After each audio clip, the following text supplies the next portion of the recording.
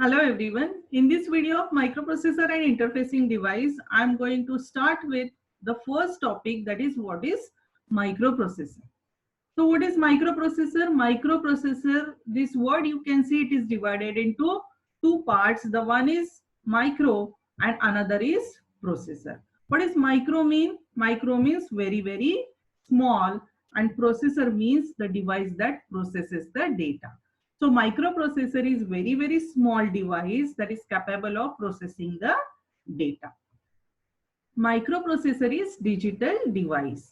Why it is digital device? Because it understands the language of 0 and 1. It can process the data which is in the form of sequence of zeros and ones. It will not understand what is A, B, C, D or 1, 2, 3, 4. Microprocessor is fabricated on a small chip. What is small chip means? Small chip means integrated circuit. This is IC. This is also IC. Microprocessor is something like this IC. So what is IC? What is integrated circuit or small chip? This is a chip fabricated by integrating thousands of electronic circuits and components. That means when we integrate thousands of such electronic components and circuits into small chip like this, it is said that it is integrated circuit, and microprocessor is such IC. It is controlling unit of microcomputer. What is microcomputer? Microcomputer is a small computer like this. Microprocessor is capable of performing arithmetic and logical operations. Microprocessor can communicate with other devices connected to it. That means whatever devices we connect to the microprocessor is capable of communicating, means it can transfer the data to the devices and it can receive the data from devices. This is generic model of microprocessor, generalized diagram of any microprocessor. Microprocessor consists of arithmetic and logical unit. This here, a register array you can see here, and a control unit. Arithmetic and logical unit performs arithmetic and logical operations. Arithmetic operations means this arithmetic and logical unit is capable of performing all arithmetic operations like addition, subtraction, division, multiplication, etc. It also performs logical operations like AND, OR, XOR, NOR, etc. Register array consists of registers identified by letters like B, C, D, E, H, L and computer. So microprocessor consists of register array. You can see here register array, array of register. It is a stack of register. Register, this one array, this is one register, this is second register, third register, and they are kept one above the another. What is register? Register is a basic storage device of memory. One register can hold 8 bits of information. That means you can store 1 byte of information in one register. Registers consist of flip-flops. So one register consists of 8 flip-flop and one flip-flop can hold 1 bit of information. So every microprocessor has these register arrays for storing temporary data, and they are named with alphabets like A, B, C, D, H, L, whatever. In different microprocessor, different nomenclature. So remember, every microprocessor you will find this register array, which is a basic storage device. There is a control unit, and this control unit controls all operations, data transfer from microprocessor to input-output devices or from microprocessor to memory.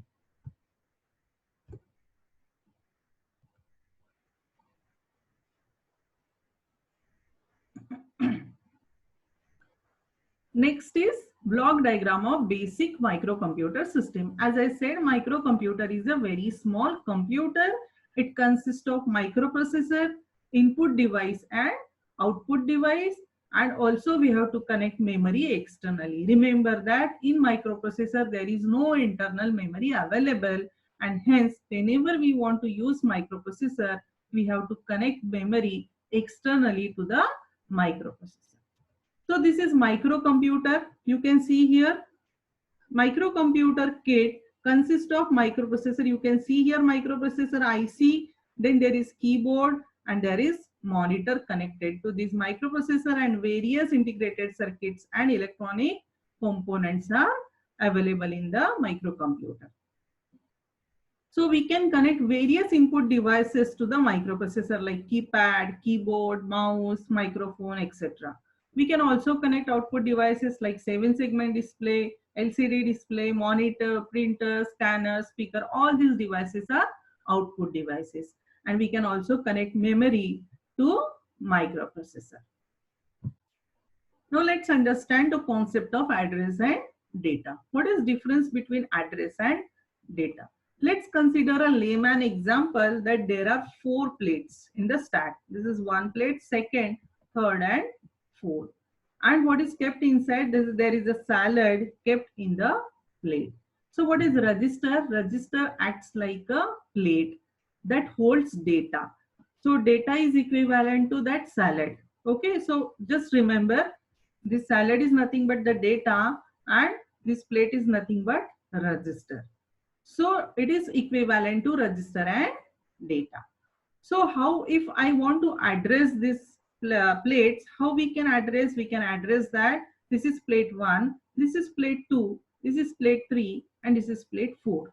Now I want to give addresses to these plates digitally. That means I want to use only bits. That means I want to use only 0 and 1 to address these plates. So how will I address this plate? Address of plate 1 will be 0, 0. Address of plate 2 will be 0, 1. Address of plate 3 will be 1, 0 and 1, 1. That means if I have 4 plates, how many bits do I need to address this? I need only 2 bits. Suppose I want to address 8 plates by using bits. How many bits do I need? I need 3 bits. By using 3 bits, 8 different combinations are possible. If I have 16 plates, so I need only 4 bits to address them. So this is how we can address in digital devices. Sorry. So this is all about addresses. So what is address of this plate? 0, 0. Address of this plate is 0, 0, 1. And what is data? Data is this. Now let's see the equivalence. Now I have replaced these plates by these registers. This is register 2, register 3 and register 4. And address of register 1 is 0, 0, then 0, 1, 1, 0 and 1, 1. And what is the data? Whatever we store inside the register is data. So here 1, 1, 0, 0, 1, 0, 1 is nothing but data. So you know that these registers are consist of flip-flops. Registers consist of flip-flop and one register holds 1 bit of information. So it holds data. Registers are used to hold data. So remember, this is address and whatever we store inside is data. Now next concept is bus structure. What is bus? So this is CPU, that is microprocessor. We connect memory and input output devices to the microprocessor. How do we connect? We connect it by using wires, and that wires are known as buses. So you can see here, this is an electronic circuit and here I have shown this is nothing but bus.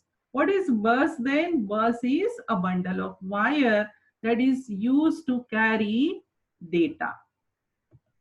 So what is bus? Bus is a pathway. Pathway for digital signals. Digital signals means either it will carry 0 or it will carry 1. 1 means it will carry 1 means it will carry 5 volt. And it will carry logic 0 means it will carry 0 volt. So wires are used to carry this digital signals, and hence bundle of wire is known as bus. So what is bus? Bus is the pathway for digital signal. Bus is used to carry data and address. Now you know what is data that we store inside the register is data. What is address? Address is we denote the registers by using addresses. So buses are used to carry data and addresses. So there is data bus that carries data, and there is separate address bus that carries address.